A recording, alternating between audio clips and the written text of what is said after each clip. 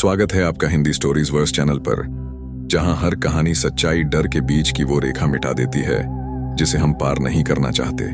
चलिए शुरू करते हैं इस कहानी को। शहर की चकाचौंध में व्यस्त आरव को उस दिन एक अजीब सपना आया।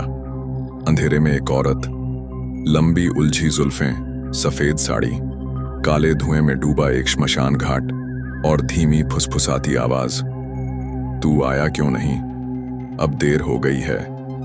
आरव की नींद टूटी तो उसकी पीठ पसीने से भीगी हुई थी। घड़ी में रात के 3 बजे थे, वही समय जब आत्माएं सबसे ज्यादा सक्रिय होती हैं, ऐसा उसकी दादी अक्सर कहती थीं। फोन की स्क्रीन टिमटिमा रही थी। दादी का कॉल। अब आरव ने हैरानी से देखा। कॉल उठाया तो उधर से टूटी फूटी आवाज आई, बेटा गांव वापस आ जा, कुछ गड़बड़ है। आरव ने सवाल पूछना चाहा, पर कॉल कट गई। तो 88 का अक्टूबर महीना था। उत्तराखंड की पहाड़ियों में ठंडी हवा और कोहरे का जाल हर ओर फैला था। पहाड़ों के बीच बसा छोटा सा गांव गिरिपथ अपनी पुरानी कहानियों, रहस्यमयी जंगलों और एक वीरान हवेली के लिए काफी मशहूर था। मगर कोई भी बाहरी इंसान उस हवेली के पास नहीं जाता था। स्थानीय लोग कहते थे कि वहां कोई चीज रहती है, कोई आत्मा, कोई पिशाच या शायद कुछ और, जिसे समझना इंसानों के बस से बाहर है। शहर के मशहूर डॉक्यूमेंट्री फिल्म निर्माता विवेक चौहान को जब गिरिपथ हवेली के रहस्य के बारे में पता चला तो उसमें एक अलग ही आकर्षण जागा। वो लोगों को डर की असलियत दिखाने के लिए एक डॉक्यूमेंट्री बनाना चाहता था। उसे भूत प्रेत में विश्वास नहीं था। भूत प्रेत सिर्फ कमजोर दिमाग का वहम होते हैं, वो अक्सर अपने दोस्तों से कहा करता था। विवेक अपने 2 साथियों के साथ गिरिपथ की ओर निकल पड़ा। राहुल उसका कैमरामैन और मेघना उसकी रिसर्च पार्टनर। दिल्ली से ट्रेन द्वारा वे तीनों पहले देहरादून पहुंचे और वहां से लोकल जीप में बैठकर पहाड़ी रास्तों से गुजरते हुए गिरिपथ की ओर चल पड़े। रास्ता बेहद खतरनाक था। एक ओर गहरी खाई और दूसरी ओर जंगल। सूरज ढल चुका था और कोहरा धीरे धीरे चढ़ रहा था। जीप वाला बोला, साहब हवेली का रास्ता मैं रात को नहीं जाता, वहां अजीब अजीब आवाजें आती हैं और कई बार तो लोग गायब भी हो जाते हैं। विवेक ने हंसते हुए कहा, डरने की बात नहीं है, हम वहां एक रात के लिए जा रहे हैं, डॉक्यूमेंट्री शूट करनी है बस। जीप वाले ने गहरी सांस ली, फिर बोला, जैसी आपकी मर्जी, मगर याद रखिए हवेली का दरवाजा अगर रात को अपने आप खुले तो वापस मुड़ने का रास्ता नहीं मिलेगा। लगभग 9 बजे रात को वे गिरिपथ पहुंचे। गांव एकदम शांत था। कहीं कहीं जंग लगे लालटेन जल रहे थे, जिनकी पीली रोशनी धुंध में गुम हो रही थी। गांव वालों ने उन्हें देखा, मगर कोई उनसे बात करने नहीं आया। एक बुजुर्ग औरत उनके पास आई और धीरे से बोली, मत जाओ वहां जो गया वापस नहीं आया। विवेक ने उसे धन्यवाद कहा और आगे बढ़ गया। कुछ ही दूर पर पहाड़ की ढलान पर एक पुरानी काली और टूटी फूटी हवेली खड़ी थी, राजगढ़ हवेली। इसके बारे में कहा जाता था कि 1857 के आसपास ये हवेली बनी थी और इसके अंतिम मालिक ने खुद को हवेली की 3री मंजिल से कूदकर मार डाला था। तब से वो हवेली बंद थी, मगर रात के अंधेरे में अक्सर वहां से किसी महिला की चीख सुनाई देती थी। हवेली के बड़े लोहे के दरवाजे पर मोटा ताला लगा था, जिसे विवेक ने तोड़ने के लिए औजार साथ लाए थे। कोई पुलिस यहां नहीं आने वाली, डर किस बात का, उसने कहा और ताले को काट डाला। जैसे ही दरवाजा खुला, एक अजीब सी ठंडी हवा बाहर निकली। ऐसा लगा जैसे अंदर से कोई सदियों पुराना डर बाहर आ रहा हो। राहुल ने कैमरा चालू किया और मेघना ने नोट्स बनाना शुरू किया। हवेली के अंदर घुसते ही उन्हें सड़े हुए मांस की गंध आई। दीवारें फटी हुई थीं, फर्श पर काई जमी थी और हर ओर मकड़ी के जाले थे। लेकिन जो सबसे डरावनी चीज थी वो था एक बड़ा पुराना शीशा, जिसमें उनका प्रतिबिंब कुछ अजीब रूप में दिख रहा था। मेघना बोली, विवेक ये शीशा, इसमें मेरी आंखें काली क्यों दिख रही हैं? विवेक हंसा, ये पुराना शीशा है, रिफ्लेक्शन बिगड़ा हुआ होगा। मगर उस रात जब तीनों ने हवेली के ग्राउंड फ्लोर पर अपने कैमरे लगाए और रिकॉर्डिंग शुरू की, तभी अचानक 3री मंजिल से एक महिला की चीख सुनाई दी, इतनी तेज और दर्दनाक जैसे किसी की जान जा रही हो। राहुल का कैमरा अपने आप ऑन होकर ऊपर की ओर घूम गया। विवेक चौंक गया, कोई है वहां? उसने जोर से पुकारा, मगर जवाब में सिर्फ खामोशी आई। और तभी हवेली का दरवाजा खुद ब खुद बंद हो गया, जोर की आवाज के साथ। दरवाजा इतनी जोर से बंद हुआ कि हवेली की पुरानी दीवारें कांप उठीं। लोहे की चिटकनी अपने आप सरक गई और एक गूंजदार आवाज पूरे हॉल में फैल गई, जैसे किसी ने कान में चीख मार दी हो। मेघना की चीख निकल गई, विवेक, ये क्या था? विवेक दरवाजे की ओर भागा, उसे धक्का दिया, लेकिन वो जैसे किसी अदृश्य ताकत से जड़ हो चुका था। राहुल, देखो, कहीं पीछे से कुछ है क्या? राहुल टॉर्च लेकर पीछे गया, पर कुछ नहीं दिखा, सिर्फ दीमक खाई लकड़ी, फटी हुई छत और कोनों में अंधकार की परतें। तभी मेघना ने धीमे स्वर में कहा, विवेक, दीवार पर कुछ लिखा है। तीनों ने मिलकर दीवार पर पड़ी दरारों के पास देखा। धूल झाड़ी गई तो एक लाल रंग से लिखी इबारत दिखी, जो अंदर आए वो वापस न जाए। ये इबारत किसी ताजे खून से लिखी मालूम होती थी। विवेक का माथा पसीने से भीग गया, लेकिन उसने हिम्मत दिखाई। ये किसी गांव वाले की डराने की चाल हो सकती है। हमें यहाँ की सच्चाई रिकॉर्ड करनी है, डरना नहीं है। राहुल ने कहा, सच कहूं विवेक, मुझे ठीक नहीं लग रहा। कोई बात है यहाँ? हवा भी भारी लग रही है।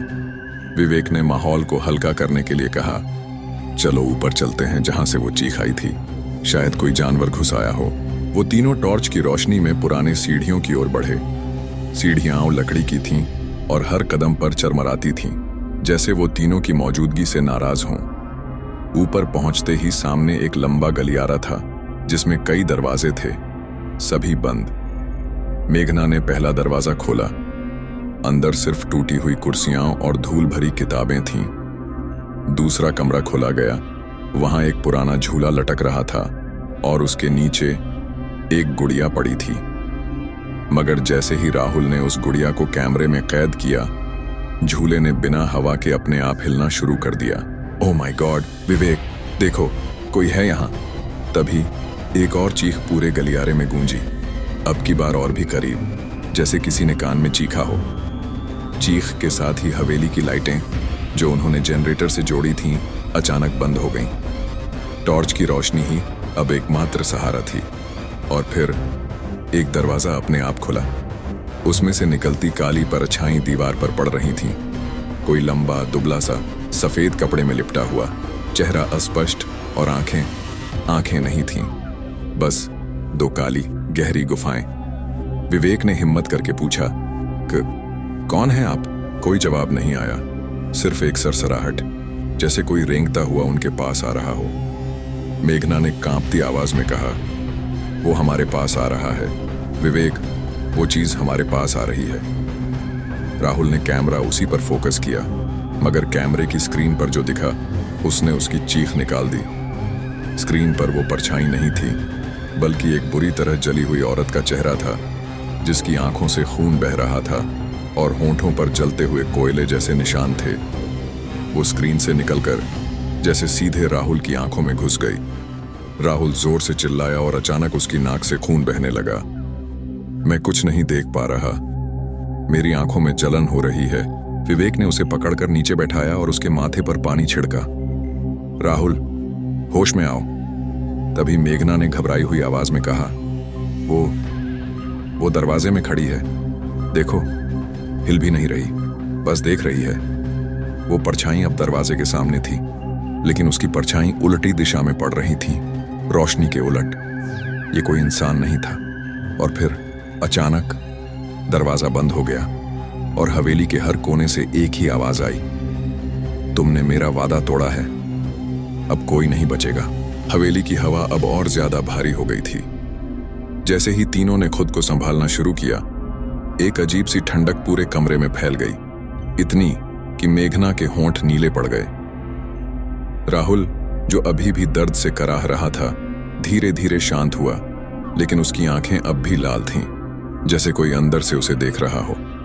विवेक ने कांपती आवाज में कहा, हमें अब यहां से निकल जाना चाहिए। लेकिन तभी वो दीवार जिस पर चेतावनी लिखी थी, खुद ब खुद खिसकने लगी। पीछे एक संकरा रास्ता खुला, अंधेरे से भरा, और उससे आती एक सड़ी लाश जैसी गंध ने सबको अपनी जगह जमा दिया।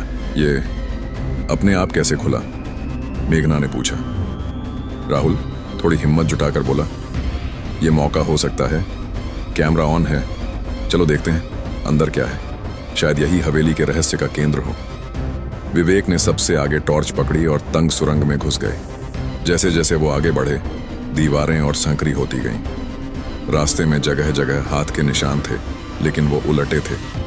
किसी ने बाहर निकलने की कोशिश नहीं की थी, कोई अंदर खींचा गया था। फिर अचानक सुरंग खुली और सामने एक कमरा आ गया, गोलाकार, बिना किसी खिड़की के, और बीचों बीच एक पुरानी लोहे की तिजोरी रखी थी। उस पर लिखा था, खोलोगे तो प्रलय होगा।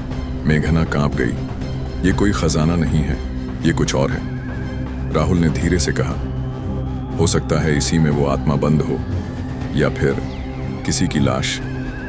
विवेक ने तिजोरी के पास जाकर देखा। उसमें एक घुमावदार ताला था, जैसे किसी पुराने कोड से खुलता हो।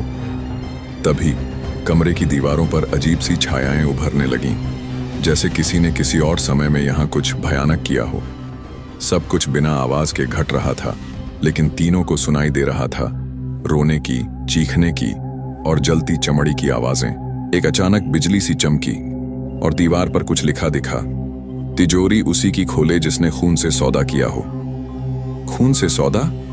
राहुल ने फुसफुसाया, और तभी विवेक के हाथ पर एक पुरानी चोट फिर से फट गई, बिना किसी वजह के।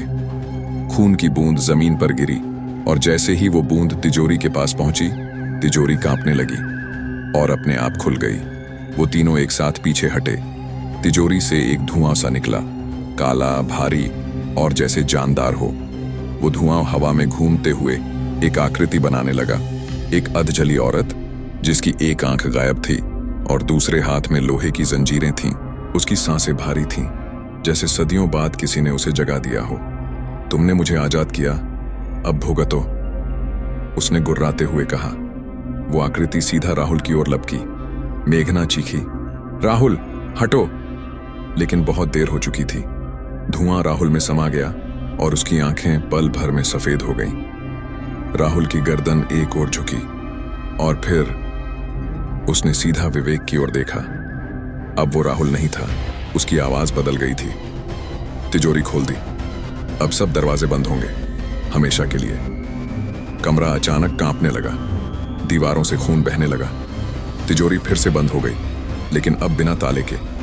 मेघना ने विवेक का हाथ पकड़ा। हमें निकलना होगा अब। विवेक ने राहुल की ओर देखा, लेकिन उसकी आंखों में अब कोई इंसानियत नहीं थी। वो भागने के लिए मुड़े, लेकिन सुरंग का रास्ता गायब हो चुका था। वे अब फंस चुके थे। कमरे में सिर्फ एक ही दरवाजा बचा था, जो दीवार के दूसरी ओर था, और उस पर लिखा था, जहां तुम जाओगे वहां से कोई लौटकर नहीं आता। सामने वो दरवाजा था, लोहे का, जंग लगा हुआ, और उस पर खून से लिखा था, जहां तुम जाओगे वहां से कोई लौटकर नहीं आता। मेघना ने कांपती आवाज में कहा, हमारे पास और कोई रास्ता नहीं बचा। विवेक, अगर यहीं खड़े रहे तो वो जो भी राहुल बन चुका है वो हमें मार देगा। विवेक ने दरवाजे की ओर देखा। दरवाजा खुद ब खुद थोड़ा सा खुल गया था, मानो किसी ने अंदर से बुलावा भेजा हो। अंदर एक गहरी अंधेरी सुरंग थी, जिसमें सिर्फ एक हल्की नीली रोशनी दूर दूर तक टिमटिमा रही थी।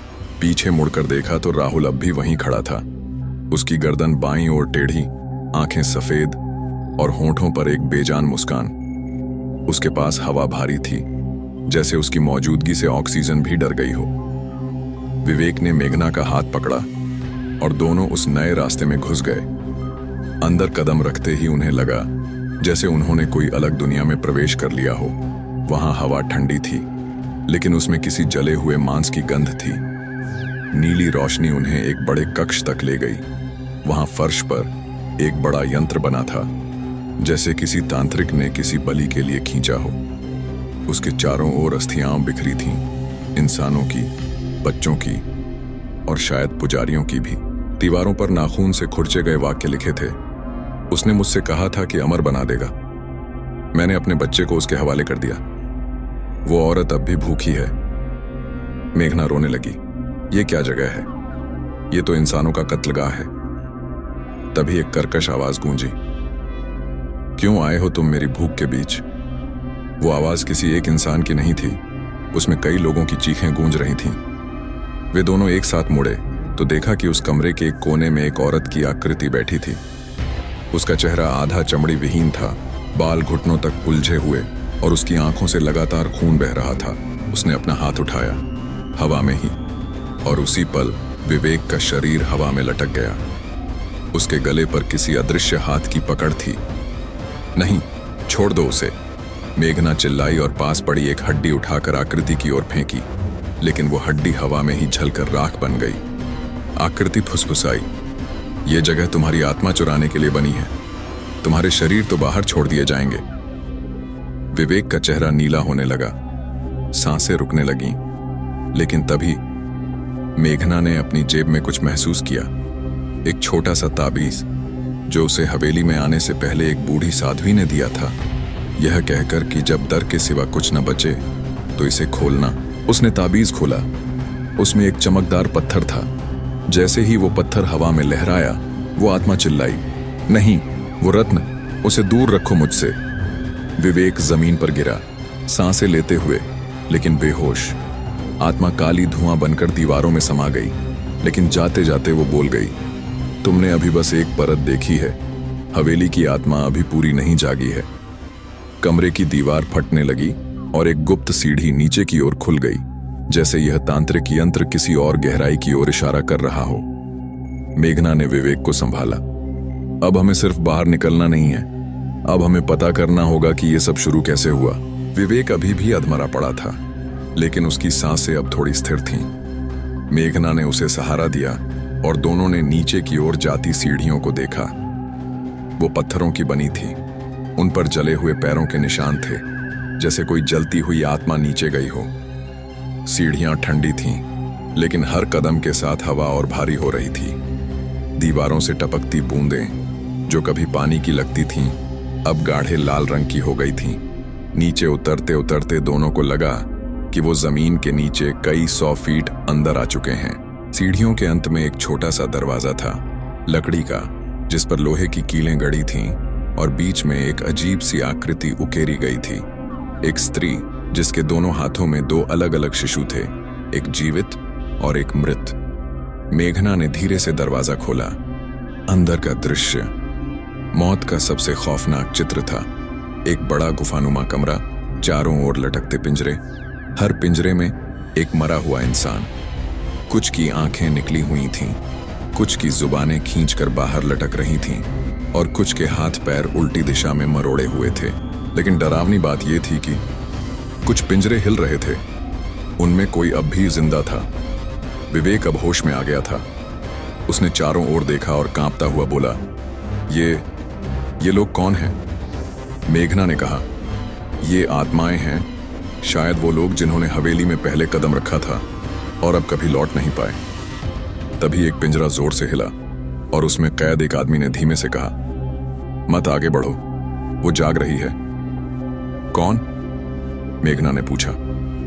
उस आदमी ने धीमे से फुसफुसाया, वो जो इस हवेली की रानी थी, जिसे जिंदा जलाया गया था और जिसने मरते मरते वचन लिया था कि उसकी आत्मा हर साल किसी को जिंदा निकलेगी। पिंजरे हिलने लगे। चारों ओर से धीमे धीमे एक सामूहिक कराहने की आवाज आने लगी। भूख लगी है, मांस चाहिए, रक्त और आत्मा। तभी जमीन कांपने लगी। कमरे के बीचों बीच एक गोल शिला खिसकी और नीचे से एक शव बाहर आया, लेकिन वो शव चल रहा था। उसका चेहरा आधा जला हुआ, सिर पर जंग लगा ताज और उसकी आंखों में एक अंधा धधकता बदला। वो रानी थी। उसने धीरे धीरे कहा, तुमने मेरी नींद तोड़ी। अब मैं हर उस इंसान को खोजूंगी जो इस हवेली तक आया है। वो सीधा मेघना की ओर बढ़ी। हवा में भयानक सर्दी भर गई। पिंजरे जोर जोर से हिलने लगे, जैसे आत्माएं बाहर निकलने को तड़प रही हों। विवेक ने एक पिंजरे के पास देखा। उसमें लटक रहा इंसान राहुल था, लेकिन उसकी आंखें अब भी सफेद थीं। शायद वो अब पूरी तरह वो बन चुका था। मेघना ने ताबीज फिर से निकाला, लेकिन इस बार रानी ने हंसते हुए कहा, तू मुझे उस रत्न से नहीं रोक सकती। वो ताबीज तब तक काम करता है जब तक मैं चाहूं। रानी ने हवा में हाथ घुमाया और ताबीज चलने लगा। अब मेघना और विवेक पूरी तरह असहाय थे। कमरे में एक और द्वार खुला, नीचे की ओर जाता हुआ। वहां लिखा था, जहां अंत होता है वहीं सच्चाई की शुरुआत होती है। अब उनके पास दो ही विकल्प थे, या तो यहीं मारे जाएं, या उस नीचे की भयावह गहराई में उतरें जहां हवेली का असली श्राप छिपा था। जैसे ही मेघना और विवेक उस नए खुलते दरवाजे से नीचे उतरने लगे, रानी की आत्मा जोर जोर से चीखने लगी। वो दरवाजा जैसे उसे रोकता था, मानो वहां कुछ ऐसा था जो उस पर भारी पड़ता। जा रहे हो, जाओ, लेकिन याद रखना, जिस सच की तलाश में तुम नीचे जा रहे हो वही तुम्हारे अंत का कारण बनेगा। सीढ़ियां अब और भी तंग और अंधेरी थीं। दीवारों से अब सफेद कीड़े रेंगते दिख रहे थे और फर्श पर जैसे खून बहता हुआ नीचे की ओर जा रहा था। नीचे पहुंचते ही एक गोल पत्थर का चबूतरा था और उसके चारों ओर अग्निकुंड के जलने के निशान थे। चबूतरे के बीचों बीच एक पुराना ताम्रपत्र रखा था, जिस पर संस्कृत में लिखा था, रक्त से जन्मा श्राप रक्त से ही बुझेगा। राजवंश की रानी ने जो वचन लिया वो हर 100 साल में बलिदान मांगता है। जब तक उत्तराधिकारी का रक्त भूमि को न सींचे, यह हवेली जीवित रहेगी। विवेक की सांसें थम गईं। उसने कांपते स्वर में पूछा, मतलब इस श्राप का अंत तभी होगा जब? मेघना ने ताम्रपत्र को पढ़ते हुए कहा, जब राजवंश का कोई वंशज अपना रक्त यहां चढ़ाएगा, तभी इस आत्मा को मुक्ति मिलेगी। तभी उन्हें एक भित्ति चित्र दिखा, एक रानी का चित्र जो बिल्कुल उस आत्मा जैसी दिख रही थी, और उसके पीछे खड़ा एक राजा जिसकी शक्ल किसी से मिलती जुलती थी। विवेक ने गहरी सांस ली। ये तो मेरी मां के लॉकर में रखा पुराना चित्र जैसा है। क्या? मेघना चौंकी। क्या मतलब? विवेक की आंखों में डर उतर आया। मेरी मां ने कहा था कि हमारे पूर्वज कभी एक पुराने किले में रहा करते थे और वो किला एक दिन अचानक भस्म हो गया था। कहीं ये वही वंश तो नहीं? चबूतरे के पास एक छोटा सा चाकू रखा था। उस पर लिखा था, अंतिम रक्त से बंधी मुक्ति की डोर। विवेक ने कांपते हाथों से चाकू उठाया और अपने हाथ की कलाई पर रखा। तभी पीछे से जमीन कांपने लगी और रानी की आत्मा चीखती हुई सीढ़ियों से नीचे उतर आई। नहीं, तुम मुझे इस श्राप से मुक्त नहीं कर सकते, मैं अमर हूं। लेकिन तभी उस कमरे के चारों ओर खुद ब खुद आग की रेखा बन गई, मानो हवेली अब खुद इस आत्मा का अंत चाहती हो। रानी आग के अंदर फंस गई। उसकी चीखें अब हवा को फाड़ने लगीं। पिंजरे की आत्माएं दूर ऊपर तक सुनाई दे रही थीं, मानो सब जाग गई हों। विवेक ने जैसे ही अपने हाथ से रक्त की बूंद चबूतरे पर टपकाई, पूरी जमीन हिलने लगी। एक गूंजती हुई आवाज आई, शाप की अवधि समाप्त हुई, आत्मा मुक्त। रानी की आत्मा आग में जलने लगी। उसकी चीखें अब धीमे धीमे एक शिशु की तरह बिलखने में बदल गईं और फिर वो राख बन गई। पूरा कमरा धीरे धीरे उजाला फैलने लगा, लेकिन तभी दीवार पर एक नई दरार बनी और वहां लिखा गया, श्राप तो मिट गया, लेकिन जिनकी आत्माएं बलिदान में गईं, वे अब मुक्त होकर भटकने को स्वतंत्र हैं। विवेक और मेघना ने एक दूसरे को देखा। हमने श्राप मिटाया, लेकिन अब सैकड़ों आत्माएं आजाद हो चुकी हैं। चारों ओर धीमे धीमे हवा में सरसराहट भरने लगी और तभी किसी ने पीछे से उनके कंधे पर हाथ रखा। हवेली की दीवारों से निकलती आत्माएं अब आकार लेने लगी थीं, लेकिन इन सब के बीच एक आत्मा थी जो बाकी सबसे अलग थी। उसका चेहरा मासूम पर दर्द से भरा था, आंखें नम, होंठ कांपते हुए। पुजारी ने उसे देखकर सिर झुका लिया। विवेक ने पूछा, ये कौन है? पुजारी बोला, ये है पापिन, हवेली की नौकरानी, जिसे जिंदा दीवार में चिनवा दिया गया था बिना किसी कसूर के। मेघना हैरान थी, पर क्यों? पुजारी ने धीमे स्वर में कहा, उसने प्यार किया था। हवेली में एक सुंदर लड़की रहती थी, पारो। उम्र रही होगी 16-17। रसोई में काम करती, झाड़ू पोछा करती, लेकिन उसके चेहरे पर हमेशा मुस्कान होती थी। उसका प्रेम था रानी के अंगरक्षक अश्विन से। दोनों चुपचाप मिलते थे, कभी कुएं के पास, कभी हवेली की पिछली छत पर। हवेली की दीवारों ने उनका प्यार देखा था, हवा ने उनकी सांसों की खुशबू छुई थी। लेकिन एक दिन रानी को पता चल गया। रानी को यह अपमान की तरह लगा। एक नौकरानी मेरे अंगरक्षक से प्रेम करे, यह हवेली की तौहीन है। रानी ने पारो को बुलाया और कहा, तेरा पाप इस हवेली की दीवारों में ही दफन होगा।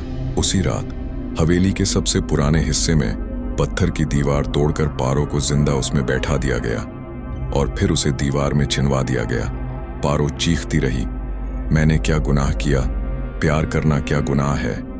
उसकी आवाज दबती चली गई और अंत में हवेली में सिर्फ सन्नाटा बचा। लोग कहते हैं जब भी हवेली में कोई प्रेम करता था दीवारें कांपने लगती थीं, जैसे कोई औरत उन दीवारों को फिर से तोड़ना चाहती हो अपनी सिसकियों से। पारो की आत्मा अब सामने थी। वो विवेक की ओर देख रही थी। उसकी आंखों में कोई क्रोध नहीं, बस एक याचना। क्या तुम मुझे मेरे अश्विन से मिला सकते हो? वो बोली। विवेक सन्न रह गया। पुजारी ने कहा, अगर तुम उसे अश्विन की अस्थियां ला कर दो तो उसकी आत्मा मुक्त हो सकती है। कहाँ मिलेंगी? मेघना ने पूछा। पुजारी बोला, अश्विन को रानी ने हवेली के नीचे कुएं में फेंकवा दिया था, जहां अब सिर्फ अंधेरा है और कुछ और भी। क्या? विवेक ने पूछा। पुजारी ने फुसफुसाया, एक अभिशप्त साया जो रानी का सेवक बन चुका है। वो हर उस चीज की रक्षा करता है जो रानी ने छुपाई थी। विवेक और मेघना अब उस कुएं की ओर बढ़ते हैं, हाथ में टॉर्च, दिल में डर और सामने एक ऐसी परछाई जो इंसान नहीं। क्या वो अश्विन के अवशेष तक पहुंच पाएंगे या फिर हवेली का पहला अभिशप्त रक्षक उन्हें जिंदा नहीं लौटने देगा? हवेली के पीछे बने उस पुराने कुएं को अब सालों से किसी ने छुआ तक नहीं था। झाड़ झंखाड़ में दबा हुआ, आधा टूटा हुआ चबूतरा और उस पर सूखी पत्तियां जैसे मौत के गलीचे की तरह बिछी थीं। विवेक और मेघना टॉर्च की रोशनी में धीरे धीरे उस ओर बढ़े। पुजारी ने उन्हें एक डिब्बा दिया था जिसमें चंदन, गंगा जल और रुद्राक्ष थे, आत्मा की शांति के लिए। कुएं के पास पहुंचकर विवेक ने नीचे झांका। अंधेरा इतना घना था कि जैसे रोशनी को भी निगल गया हो। वहीं नीचे है अश्विन की हड्डियां। पुजारी की आवाज पीछे से आई, लेकिन ध्यान रखना, वहां कोई और भी है, रानी का शापित रक्षक। मेघना ने कांपते हुए पूछा, यह रक्षक कौन है? पुजारी ने बताया, वो एक नपुंसक साधक था जिसका नाम था रुद्र। रानी ने उसे तंत्र साधना का काम सौंपा था। उसने हवेली की रक्षा के लिए अपना शरीर रानी को अर्पित कर दिया था। उसकी आत्मा अब भी उस कुएं के नीचे बंद है, मगर जब कोई वहां जाने की कोशिश करता है वो जाग जाता है। विवेक अंगूठी और हड्डियां लेकर वापस चढ़ा। मेघना उसकी ओर दौड़ी। मिल गई? विवेक ने धीरे से सिर हिलाया। लेकिन अब हवेली का माहौल और भी बदल गया था। फर्श हिल रहा था, छत से राख गिर रही थी। हवेली जाग गई थी और अब कोई और भी जाग गया था, रानी की आत्मा। अगर आपको ये कहानी दिलचस्प लगी, डरावनी लगी या कुछ नया महसूस हुआ हो तो चैनल को सब्सक्राइब करें। धन्यवाद आपका। फिर मिलेंगे एक नई कहानी के साथ।